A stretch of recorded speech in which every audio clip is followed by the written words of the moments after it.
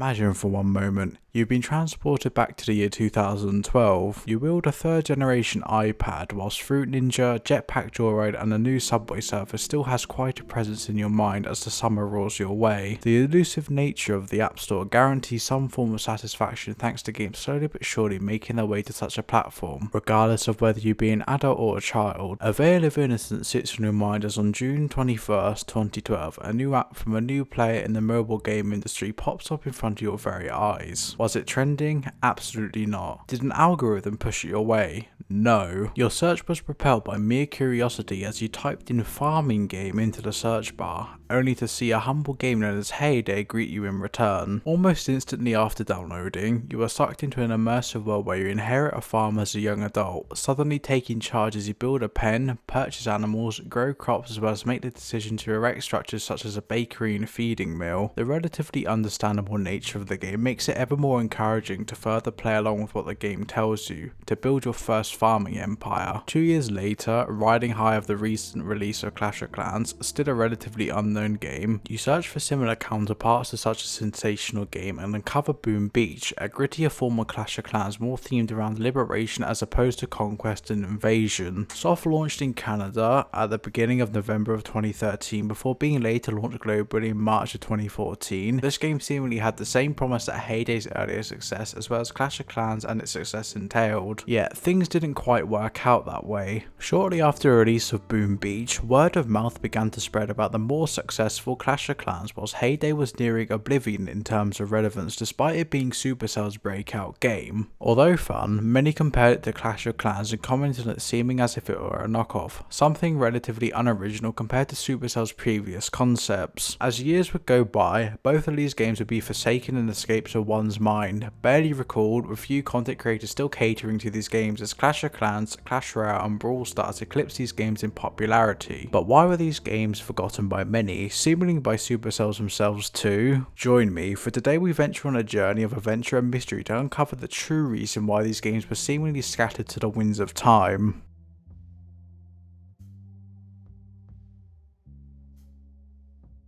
Following the relative success that came with Supercell's first yet admittedly quaint project in the form of Gunshine.net, a browser-based shooter game, Supercell set its eyes on the young and emerging mobile games market, sensing opportunity as well as foretelling the future. At the time, mobile devices and tablets were a popular marvel, computers that were able to be carried in your pocket or in your backpack without the battery draining in a matter of mere hours, and technology like this, and this revolutionary, was bound to catch on. Their mindset was simple, although in need of change as they shifted to the mobile market, cross-platform compatibility would be the future. It was something they could rely on to attract players from those who had played on their computer to their phones or tablets. Evidently, they would shift their attention towards focusing on mobile games completely. With the purchase of 6 desks and a coffee machine later, Supercell would begin working on a project known as Pets vs Orcs. This project would later be unfortunately killed due to it being unsustainable for Supercell's development team, who were still working using browser-based technologies to enable cross-platform play. Not only that, a game codenamed Tower was killed as it didn't meet their standards, especially now that they had many more employees and weren't huddled around 6 desks as well as a can today, considering Supercell is a Finnish company and therefore something needed to be done. They shifted their mindset towards developing a tablet exclusive game to be later exported to a mobile phone. But what would that project be? As it turned out, sometime in the fall of 2011, Supercell had begun working on a project codenamed Soil. This project would prove to be a fruitful alongside satisfying experience for many beta testers. This wasn't a promise for success though. Supercell had garnered initial interest, but the reception was often lukewarm and player interest diminished after a few days or weeks of gameplay. The game in question would later be renovated and revealed as Hayday, soft launched in Canada in May and later globally launched in June of the same year, at least in 2012. Engagement had been an issue in the past and Supercell weren't too optimistic to begin with. Sure, their passion had been poured into it, but now it'd be a matter of player reaction and interaction. Shortly after launch, the Supercell team were astounded to discover that their engagement rates, review rates as well as download rates were up an exponential amount and would skyrocket as the summer continued and many more players expressed an interest in downloading this illustrious game. Supercell's unexpected attitude for success led to the game growing at a steady rate without much marketing given to the game, as the App Store back in 2012 was more or less the Wild West, with games coming out left, right and centre. It wasn't like what we have nowadays, where promotional material is a necessity for a game game's success, it was more or less a gentle experience where talented developers came together to release a game and the App Store would then recommend it to them if the metadata met certain search queries. Although launched alongside Clash of Clans, a game that would later prove to be massively successful, Supercell were unsure of that at the time and therefore their updates were massive with the hopes of retaining their aforementioned engagement and player base. Thankfully, the game was able to be navigated extremely easily. Not only that, but progression wasn't too hasty either, nor did it feel pointless to those who had chosen to casually play the game throughout the months it was successful for. Crops were easy to plant, items were relatively understandable to collect, there were all sorts of facilities for you to use alongside stables, animals and decorations for you to purchase right from the beginning. Plus, the game launched with a neat tutorial that was easy enough for many players to understand, even if it did test the patience of a few, considering some devices at the stage were still using capacitive touchscreens, which were a nightmare to work with. Yet, Supercell knew as a company that it wouldn't be a smart thing to just let Hayday hang out to dry, which is why they began cooking out updates the same month that the game was released. Trees such as the apple and cherry trees were added in parity with blackberry and raspberry bushes, the riverboat was added, which would later end up becoming the docks, and the same goes for extracting precious materials in the form of being able to open up the mines on your farming estate. All of this would come in just July of 2012. Not only that, but we also got the addition of new facilities to make jam as well as to smelt the ore that was excavated from the mines.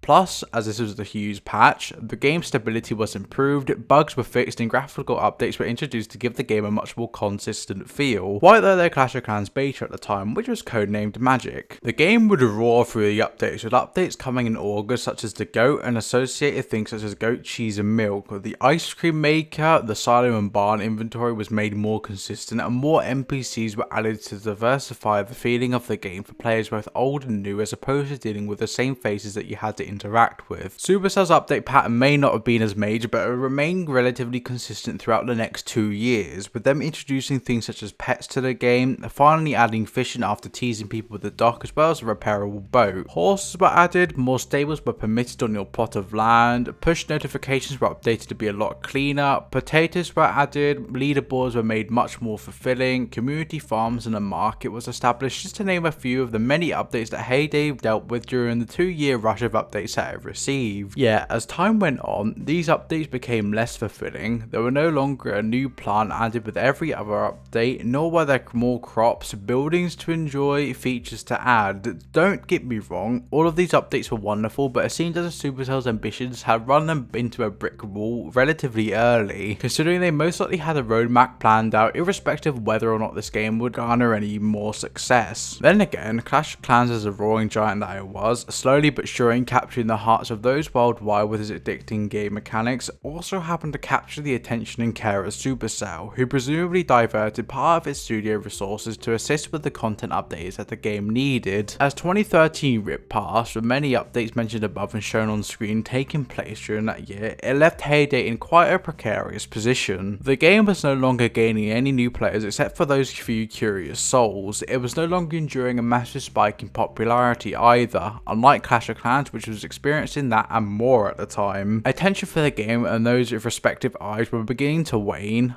After all, games were becoming much more complex and Hayday was already seeming Jurassic in comparison to something such as Clash of Clans or even Boom Beach. Instead, a solemn march began to follow the game, with few enthusiasts dedicating themselves to riding out the storm, wielding torches of hope and hearts that burned with a passion for this game to advance, quite like Clash of Clans and Supercell's 2014 release of Boom Beach. But would it ever take strides as mighty as these two games?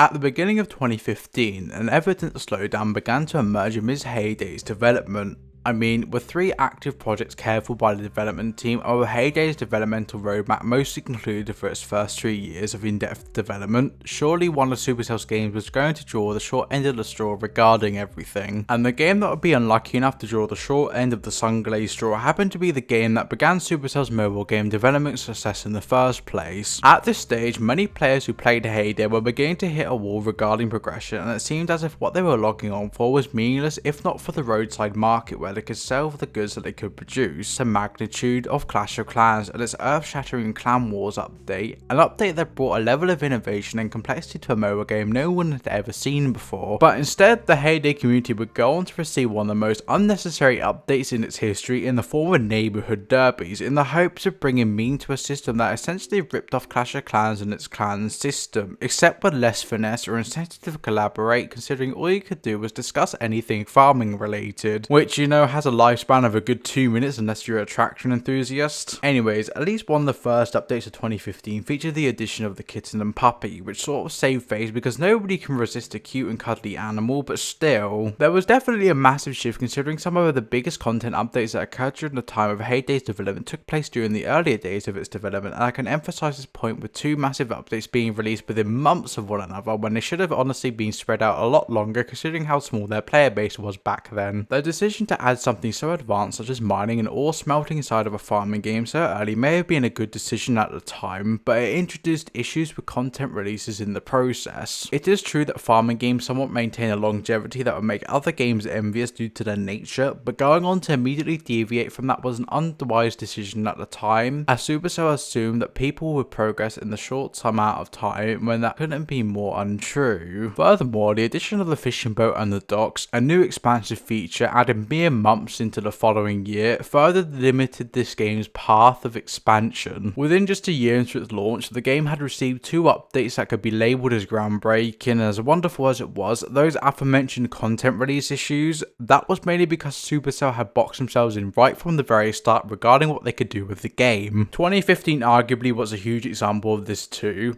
The aforementioned derby feature that I discussed earlier, although somewhat useless at the time of its launch, the Hayday development team sought to improve it by adding some arbitrary trophy system as well as complicating the tasks in order to enhance the rewards, significantly unbalancing how tenable the derby system was in the process. Take a guess how long this took. Did it take one update, maybe two in the same year at best? It took right up until 2016 for Hayday to get the system right, and the entire time they were sprinkling the laziest form of content updates in terms of primarily reskinning pets to have different colours and calling it a day. At this point, a systemic issue was beginning to emerge within Hayday's development cycle and its lifespan in regards to the fact that the game was now turning 4 years old, and well, Supercell as a company clearly had other things to worry about during this time. I mean, just look at the development Clash Royale received. It's a good thing that in June of 2016, they somewhat brought her back with neighbourhood trading, but I should also mention the fact that other farming games such as Gardenscapes were beginning to boom in popularity once again after originating on Facebook. Heck, Zynga as a game company was starting to contest Hayday's popularity considering they had a large variety of farming themed games that constantly contested the point of Hayday's updates and existence. As it seemed, Supercell was beginning to move on to more ambitious projects, and to a degree I don't blame them. The fact that they tried to bring in new ways to earn diamonds in Hayday was kind of them, but diamonds to this day still remain somewhat unfair. If anything, it's one of the most unbalanced Supercell currencies to exist considering Hayday never really received any time management updates similar to those found inside of Clash of Clans. This bottleneck always gave a monetary incentive to the few that remained to play this game into 2017, the incentive to use their precious money to instead purchase diamonds to hurry their progress. Even then, the incentive was more shallow than a junior swimming pool considering Hayday lacked the same competitive nature as Clash of Clans or Clash Royale. Not only that, a spin-off known as Hayday Pop was released in the hopes to capitalise on the branding this game had whilst knocking off the plethora of Candy Crush games and games similar in nature in the process. But what branding was there? What did a puzzle solving game have to do with a farming game? This launch and subsequent closure of Hayday Pop after Supercell realised that nobody was interested furthered the humiliation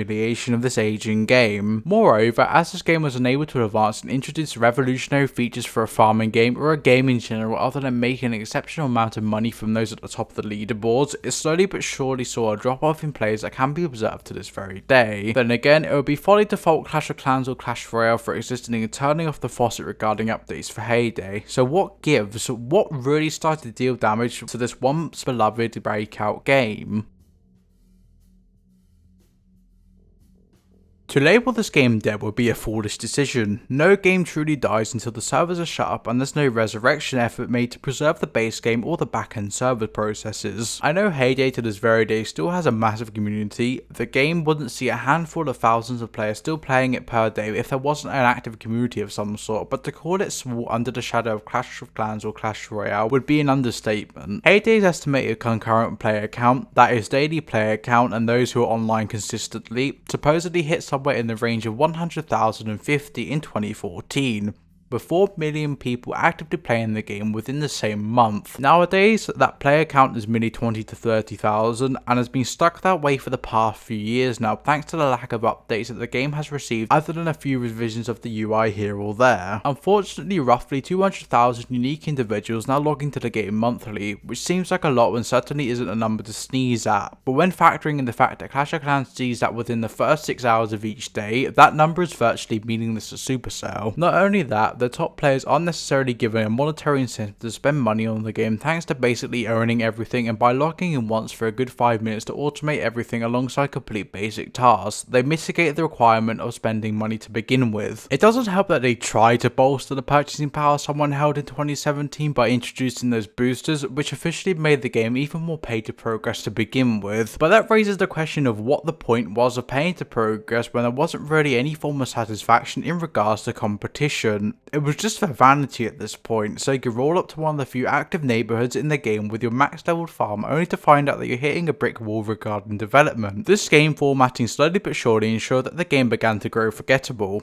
Even so, the updates that were introduced were only to satisfy people for days until they found themselves going to other games once again. There weren't any really substantial challenges added, there wasn't even an equivalent of the broader pass or pass royale added to Hayday, as it was seen as extremely unprofitable and pointless to introduce to a farming game. If anything, logging on each day to do the same thing began to grow more repetitive, and with that aforementioned game advancement coming in the form of other games that were available at the time, it led to the game slowly but surely becoming more forgettable for those who previously played it. As games advanced, so did the standards and expectations of players. Although much is left to be desired regarding the simplicity of Hayday, the lack of ability to efficiently enhance the gameplay with events or more player-centric tasks is probably what led to this game being forgotten not only by the former player base of the game but by Supercell themselves. Whilst Clash Royale and Clash of Clans led in terms of quests that were enjoyable as well as events that guaranteed you rewards, Hayday was left in the dust as the only thing that players could really get rewarded with activity wise was a daily wheel that you could spin for some of the world's most lackluster rewards possible. This lack of reward variety yet resource complexity considering you were running a farm clashed vigorously as there was no balancing force between the work required to manage them versus the reward. I mean, even when it comes to personalization, Hayday was significantly lacking in that department up until the builder was added, but even then, it remained bare bones, and to an extent, some parts of the game feel like they were bringing with opportunity, but that opportunity never arrived. With updates now waning in regards to their frequency, the clock began to tick for Hayday as time advanced and the game remained stuck as the time capsule. The greatest flaw that led to the game being forgotten by many and regarded by few, though, happened to be the gameplay philosophy itself. The expectation that players remain perpetually as opposed to getting bored and eventually logging off to play something else. I will commend Supercell for attempting to make this game as enjoyable as it was, but there's no replayability value at all. Whilst in Clash of Clans, Clash Royale, Brawl Stars or even Clash Mini, you can start an alt account to progress differently. Meanwhile, the progression in Hayday is actually quite linear and locks you to one specific path. This lack of variety mixed in with other factors such as there being a huge level curve and massive wait required for those who are trying to play the game free to play as opposed to spending money on the game, further push players away amidst the blatant absence of updates and the neglect the game endured. Yet the most forgettable aspect of this game happens to be the concept itself and how it evolved throughout the years. As mentioned at the beginning of this video, games in general in 2012 were somewhat basic thanks to their hardware requirements being limited at the time, and Supercell was only able to pull from a pool of players so big. But as time advanced and hardware requirements were bolstered, the requirements to create a game and for it to stand out happened to be a unique brand. You could argue that the art style of Hayday is relatively unique, but with other games having an influence on it, and it having influence on other games. The game itself had become extremely similar to other games and lost its identity in the process, especially considering back then your art style was considered part of your brand for a game. Farming games only have a certain lifespan. Hayday proves that in the form of it being locked to a strictly 2D experience, as opposed to having something such as Farming Simulator, which is purely in 3D. There's only so far you can go with Hayday in farming, as opposed to something such as Clash of Clans, where conquest and opportunities alongside update ideas are seemingly endless. At some point, the game would have been bound to evolve beyond that, perhaps a good thing for many, but it would have lost its identity in terms of it being a farming game. This cautiousness and to a degree, the lack of care diminished the value the game had over time. Once revolutionary, now it's just a time capsule that's barely updated to fix vulnerabilities alongside security patches are added to ensure that nothing in the game is exploited for free resources and such. A base concept can only remain at square one for so long. To endure the winds of change, it must catch the winds of time in advance like a sail, and to a degree, Hayday's relatively simple ambitions were the thing that ultimately led to it being forgotten by Supercell as well as the majority of the modern day player base. It's just seen as quite boring nowadays, especially when other exciting games exist on a mobile platform such as Roblox, Fortnite, even PlayerUnknown's Battlegrounds if we're going to mention a non-Supercell related game. Nobody really wants to put in their time to manage a farm when they have so many other game choices at their fingertips, and in the end, Hayday has become nothing more than a back pocket game that people bring up on occasion or occasionally re-download to visit for a week before dropping the game entirely to play something else. Although it's a game that carries an extreme reward at the end, considering how enjoyable it can be to watch your farm thrive as well as participate in events, the amount of time, effort, patience alongside money required to trudge through the game simply isn't worth it, and in the end, its repetitive gameplay style and massive progression curve ends up annihilating any form of objective reward one could reap from this once beloved game. Unfortunately, Hayday isn't the only game that was failed by its relatively simplistic concept, repetitive gameplay style and later diminishing of its identity. Although this game remains relatively popular and more relevant than Hayday, it's not the only game that has received a lack of personality enhancing updates throughout the years. Our journey continues with Boom Beach, its rise, its subsequent stagnation, how it, alongside Hayday, remains hidden under the shadow of Supercell's more successful games.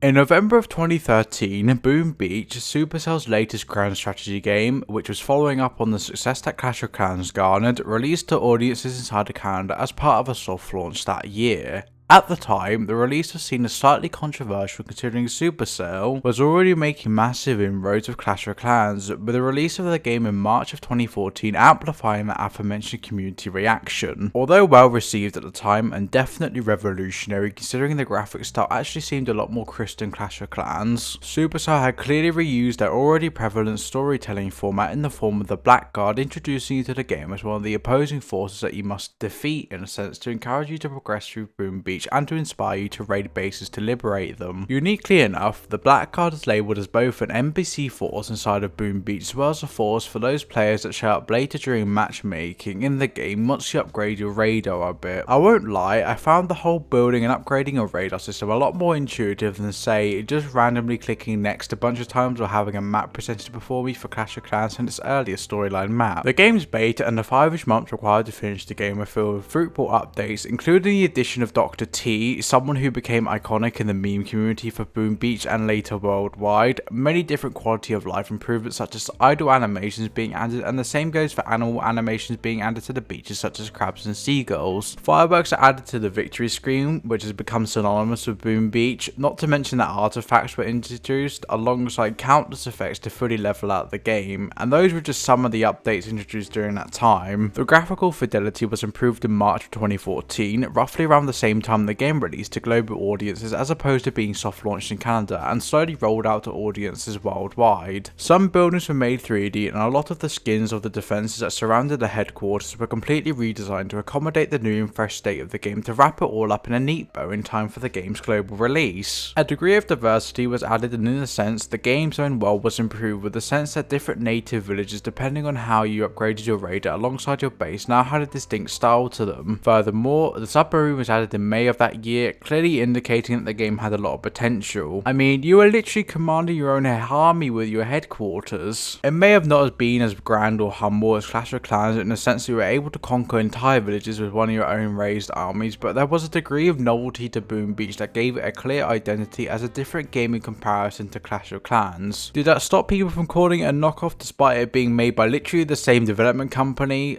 Unfortunately, no. But it was clear that Supercell had huge ambitions for Boom Beach right from the get-go, and that they were hoping to match the same level of success that its base-conquering counterpart had achieved. Boom Beach introduced a whole new ecosystem when it comes to the artifacts and various crystals you could collect, as well as considering in the year of 2014, ice islands were added in combination with volcanic islands. These islands could be liberated and taken from the Blackguard to then provide you with crystals required to make statues. Statues then buff your base's defense once you started reaching a high level for them to be a viable option alongside worth the time. During this time, several content creators who were beginning to get into Clash of Clans decided to give Boom Beach a shot, and to this day, there are still some content creators out there who dedicate their time to Boom Beach, although their dedication often comes at the expense of them not receiving many views or bolstering the game's numbers, considering this game has never had a moment where the player count hit more than 200,000 people online at the very same time. Heck, Supercell went through the effort of adding island conditions such as rain, volcanic ash, or snow falling from the sky depending on what island you're attacked, and to a degree, I kind of wish they added that to Clash of Clans or even Clash Royale. Supercell were having fun with Boom Beach, as it may or not have been as successful as Clash of Clans, but the player base it garnered with its persistent updates and intuitive game design made it worth the time alongside investment for many. Boom Beach's aesthetic at the time was something that was beloved by many, as it was clearly made by Supercell, yet it had the attitude of an authentic indie game startup. The updates the game received were genuinely balanced, and there wasn't an immense monetary sense for people to begin investing their life savings in the game. Sure, some complained about the fact that there was only one builder available in Boom Beach right at the beginning, and it remained that way for a while, but this was typical for Supercell's games. I mean, it shared similarities with Hayday in the sense that you could only construct or upgrade one thing at a time. Even so, the construction animation side of Boom Beach was super lively, as you could see the people in your base moving around the objects in real time, required to assemble everything alongside upgrade what you've targeted with your wood and gold. Later, stone would come along coupled with metal in a later update that would see the game expanding on its resource management, whilst not complicating everything too hard, unlike its farming counterpart which had a resource of pretty much anything. Task Force operations were also quite integral to this game's success once you started climbing up some of the higher levels, which were essentially ways you, alongside your task force, the game's equivalent to a clan or a collective team of individuals, could invade a massive base and take care of it, quite like how the Capital Hall system works inside of Clash of Clans. These task force operations were seen as extremely rewarding for the player, as you were able to unlock a lot of rewards, plus there was a small update added that measures your task force capacity to raid certain bases, which further improved the experience of the game. This is just mentioning some of the details inside of Boom Beach's seemingly bottomless history during its earlier 2 years of its lifespan. Whilst Hayday was pretty easy to sum up, Boom Beach most definitely has a lot of talking points that I merely couldn't find for Hayday, as the game was relatively simplistic, and that's the reason why it began to drop off in player count quite quickly. If you really want to know how huge Boom Beach was in 2014 and 2015, they literally had to implement a delayed timer for the arrival of Dr. T for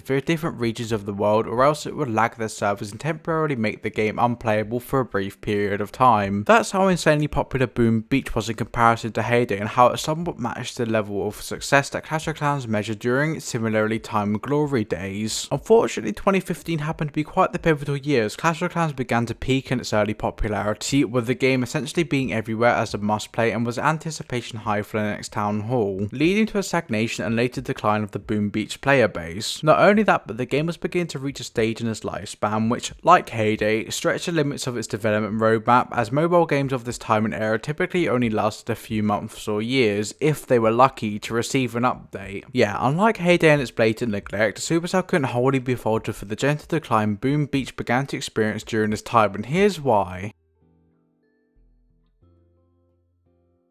On March 2nd, 2016, Clash Royale was released globally for the world to enjoy, therefore furthering an already perilous situation that afflicted Boom Beach and its player count. A steady drop-off of players had been observed since the tail end of 2015 and into the beginning of 2016, as Clash of Clans had received its long-awaited Town Hall 11 update. Subsequently, this pulled more resources, time and attention away from Boom Beach, which was still beginning to thrive at this point, truly ensuring that it became the shadow under the mountain as Supercell's more advanced strategy strategy games such as Clash of Clans and Clash Royale. Of course, Boom Beach was still updated with monumental additions such as Headquarters Level 22 as well as the Cry Near, but these updates were mainly overlooked by the community at the time as Clash of Clans and Clash Royale were in the spotlight. It seemed this overlooking both by the community and the Supercell developers to a minor extent, considering they're hesitant to truly market Boom Beach on the same level what Clash of Clans and Clash Royale received with their fresh animations, slowly but surely impacted the game in the long term, especially with the quality and frequency of the updates. Now, it's not necessarily Supercell's fault that Clash of Clans and now Clash Royale were sensations that were being downloaded globally millions of times per month throughout 2016, but I do feel like they could have balanced their resources better considering Boom Beach is now the epitome of basking in the shadow that Clash of Clans projected over it. This is more or less just a personal anecdote, but at the time I vaguely recall a few of my school friends leaving Boom Beach purely because of the fact they felt like it was a worse Clash of Clans, which understandably isn't a reputation that you want to carry at the time. Naturally, accounts differ per person, but they essentially felt as if Boom Beach was a carbon copy of Clash of Clans, except some of the aspects of the game were altered to make it seem more noticeable, and well, this was a plague that honestly followed Boom Beach throughout the entirety of its lifespan. Quite frankly, not everyone was intrigued by Boom Beach's more gritty style with a more advanced style of storytelling, not to mention that the fact that not everyone really enjoys the idea of glorifying armies as well as army generals. Furthermore, any history lesson taken after the age of 14 will educate you as to why some of the people who did download this game decided to turn around after realizing this game wasn't really fit for their tastes. I understand that Supercell's going for something much more child friendly and obviously something that could be understood by a multitude of ages, but as I started growing up with Boom Beach, I sort of realized how unappealing certain parts of the game were, especially because of the Blackguard and the similar fashion sense to a certain realm that existed in Europe during World War II. It's okay to take inspiration, but essentially having the Blackguard described as such is a little eerie in my opinion. Furthermore, the whole inclusion of native villagers and townspeople, although it diversified and filled out the game, more or less made me feel like I was a colonizer over time. Like, this game even lets you collect rewards from liberating these villages as well as these small settlements, which feels more like they're paying tribute to you to avoid being invaded or conquered as opposed to you actually freeing them. To a degree, it felt like the impact you had in Boom Beach was a lot more than just destroying a village or a base inside a Clash of Clans. I get there's an inclusion of villages inside the game, but it's much more subtle and less integral to the storyline as opposed to Boom Beach, which somewhat hinges on the fact you're saving the archipelago of islands from being conquered by the Blackguard. I guess to many people, compared to Clash of Clans and its relative innocence, plus with the fact it felt more like you were building up your own beach and unlocking warriors that were formed out of your village people by leveling up, Boom Beach felt more or less like you were fighting on behalf of a much bigger force, that you were very insignificant compared to the massive empire you'd hold in Clash of Clans after growing from a very small village. Most people enjoy the idea of seeing a civilization thrive as opposed to seeing some form of military outpost thriving in a sense, and it's clear thanks to the fact that Boom Beach never really received the same booming popularity that Clash of Clans did. Of course, it's just one of the bigger things that probably led to Boom Beach not growing as successful, which is basically summing up the grittier style and more serious storyline that the game carries as opposed to your more casual storylines of other Supercell games. Yeah, I feel like I should also mention the fact there's a clear lack of originality with Boom Beach itself. Now, I'm not a hater, I'm just trying to go on what I see and what I've always regarded the game as being, as it's considered its own thing in my opinion, but whenever playing this compared to Clash of Clans, it always feels like a bit of a reskin or a mod as opposed to an actual independent game. Sure, you've got some unique features such as the radar, the crystals, the different resources alongside the weather, but I feel like the game doesn't differ enough from Clash of Clans in how its gameplay aspects work. You've got troops, which are basically your army inside of its larger counterpart, you've got gunboat power, which to an extent can work similarly to spells, which includes the deployment system itself. You've got your buildings to upgrade, you've got your heroes in the form of the hero hut, and you've even got some research facilities in the form of the armory. There are some independent features such as submarine diving, but even the trader sees itself inside the Clash of Clans now, which sort of diminishes the originality that Boom Beach held in the first place. This is without regard to the fact that progression in this game is slow, unless you either want to pay a monthly membership to get extra build or feel like spending your life savings on a bunch of gems. Boom Beach may offer you an opportunity to get these gems through conquest and exploration, not to mention defense, but these gems are so inflated in value compared to Supercell's other games to the point where they feel pointless unless you spend months saving up to skip one upgrade. I like to argue that you can tell when Supercell isn't actively maintaining a game too hard when the game doesn't have some form of battle pass in it. Some part of me is glad that Boom Beach doesn't have this form of boom pass, but at the same time, if the game really wanted to do well and not feel like an immense grind fest to get anything done, a boom pass would be required to an extent to get the game on its feet again. Despite the fact that this game can feel like a Clash of Clans clone at times, Boom Beach actually has some form of potential had Supercell Supercell decided to rebalance the time it takes to upgrade every building and maybe add the ability to hire an extra builder or builders with your resources at higher levels, as opposed to just needing to pay a certain monthly amount for an extra builder, which honestly feels lazy and like a way for them to make a quick buck without regard for the game itself. An extra builder isn't going to do much when people see other Supercell games and see how easy progression has been made, if we exclude Hayday naturally. If there was some form of boom pass, Supercell would not only make a killing from those willing to pay money for the upgraded tiers, but for those who harbour interest in the free tiers and grinding out those rewards could still be satisfied adequately by the end of the season. That's another thing I'd like to mention that tacks onto this whole boom pass thing. The fact that Boom Beach doesn't really have any customizability like cosmetics, sceneries or boosts. I know the game can't really have everything or else it truly would be a clone, but I'm pretty sure a lot of the people are tired of hearing the same sound effects, music as well as seeing the same art and greeting without change to their surroundings. A few years ago this would have been acceptable, but this game's refusal to really balance that progression system or really advance it has furthered its descent into relative obscurity. However, all of this alone doesn't necessarily illustrate where Boom Beach ended up being swept away into the seas of obscurity. Something else was happening behind the scenes, something that culminated in the game losing a good majority of its active player base in spite of its glaring issues.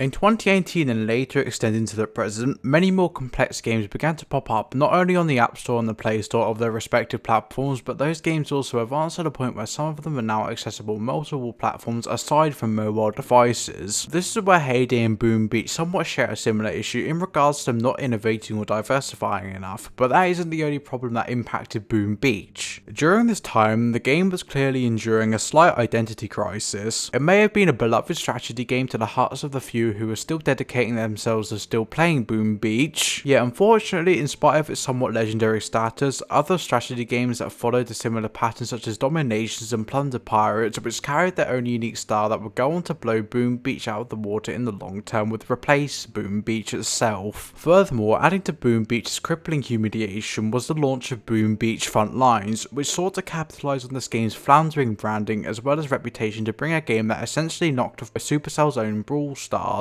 in the hopes of turning Boom Beach into a game that many will respect and remember, quite like how Hayday received Hayday Pop. This game, like Hayday Pop itself, would go on to be discontinued several years into its lifespan as community interest waned from the game, and it's undoubtedly true that this introduction of Boom Beach Frontlines further skewed the already shaky identity of what Boom Beach was as a game by massively overcomplicating it and giving people some adverse expectations whenever downloading the original for the first time, only to be disappointed upon realising that it was just another strategy game amongst thousands at this point. The market for strategy games, and especially military strategy games, was further diversifying, and so was the complexity of the game too, as all innovation strides forward. I know I've come back to Clash of Clans countless times, but when you look at the mountain of features the game has, you can clearly see why it's so revolutionary as a mobile game. It may not be the best of its kind, but it has a clear identity. No direct spin-offs have been made out of the game other than Clash Mini or Clash Royale if you really do count that, and it's so prestigious to the point where people remember some commercials that used to air and advertise this amazing game. Then you take one look at Boom Beach, and especially Boom Beach Frontlines, before wondering what this game was supposed to be. Was Boom Beach just a beta testing phase and a proof of concept for what would become Boom Beach Frontlines? Were we going to see aspects of Frontlines even split into Boom Beach? Would Boom Beach continue its advancement as a strategy game with greater rewards for task forces and maybe even an expansion that would see the game taken to new heights such as the Capital Hall system and Builder Hall 2.0 in Clash of Clans? Well, evidently not, and if anything, the community started to care so little about the game that in 2018, the wiki for the game's version history was virtually abandoned, considering nobody could be bothered to take some time to type out what was included inside of every update. Not to mention the fact that the update pacing of Boom Beach basically slowed to a crawl as well at this time. Supercell's flamboyant attempt to make this game more memorable by forcing Boom Beach Frontlines into your mind only to take it away and leave you with Boom Beach, which was arguably less complex or engaging, was a massive mistake that still ripples across the player base alongside the community of this game to this very day. Supercell's decision to tarnish the reputation of an already questionable game with these two experiences brewed up a storm that would see many people simply forgetting about the game or just moving on, either hesitantly or just deciding to uninstall the game one day. This beloved game studio tried to capitalise on nostalgia that quite frankly just didn't exist in the slightest. Supercell tried to treat this game as if it held the same level of prestige as Clash of Clans with the fact that they launched Clash Royale, a game based in the same universe. They probably probably saw that success of Clash Royale and wondered whether or not Hayday and Boom Beach would be suitable candidates for a similar treatment, but all it did was damage both of these games further in the process. Their foolish expectation that people would just remember Boom Beach in spite of the fact that an entire generational shift had occurred no doubt has left this game wandering in the corners of obscurity, but there still will always be those few that not only remember Boom Beach but also Hayday, in spite of some of the issues both of these games had. I'm sure there's a few people out there who associate these games with simpler games, and quite frankly that's enough justification to harbour happiness. I guess it's more or less a shame that Supercell got too concerned with the three cash cows in the form of Brawl Stars, Clash Royale and Clash of Clans to the point where Boom Beach and Hayday ended up being heavily under-maintained and not necessarily cared for. I know that's bound to happen. As a game development studio, regardless of your size or how much profits you rake in, you need to prioritise your resources to go to other more successful games as opposed to catering towards a small and mostly niche audience. Plus it's clear that Supercell sees the audience of these games as such as they barely address this community anymore. I personally wouldn't be surprised if in the next few years Supercell decided to shut down the servers for Boom Beach and Hayday, considering both games are dwarfed by their three counterparts, and there comes a point where you're most likely spending more money to maintain the game as opposed to making it back. I know Supercell's probably swimming in money from the profits they made from the bigger games, I mean just look at Clash Royale, but there's only so long a deficit can go on for, and with the complex nature of running servers and maintaining security these days, the loss of Boom Beach and Hayday to fade the Supercell's three titans almost seems inevitable. It's not like there's anything fundamentally wrong with these games by themselves, but when you introduce the element of competition as well as time's advancement itself, an issue begins to pop up regarding the longevity as well as viability of these games. Whilst one sat in the shadow of popular farming and gardening themed games such as Gardenscape, another sat in the shadow under the mountain known as Clash of Clans for basically the entirety of its lifespan, unable to really shake itself or innovate in comparison to their competitive thanks to the fact that Supercell had larger ambitions for its other games. It is truly unfortunate that such games with individual potential ended up grouped with one another and therefore tarnished, but there's not really anything people can do other than relive the nostalgia every now and again alongside give these games a try. Yet their tricky position mixed with their steadily crumbling player base leads to both of these games wandering through Supercell's graveyard as Supercell's forgotten games, wondering if they'll join that list. Anyways, that draws the conclusion of this video. Thank you all for watching this combined video featuring both of these games as well as making it to the end, going with an experimental video formatting in the process. I wonder if you guys liked it. Let me know in the comments below alongside your thoughts regarding Hayday and Boom Beach. Did they deserve to be forgotten, or did they have the potential to enter resurgence and morph into memorable experiences in the long run? This has been Nate of our documentary Supercell's Forgotten Games. If you enjoyed, please make sure to like and subscribe. May the cosmos shine upon you, and I'll see you all soon. Bye!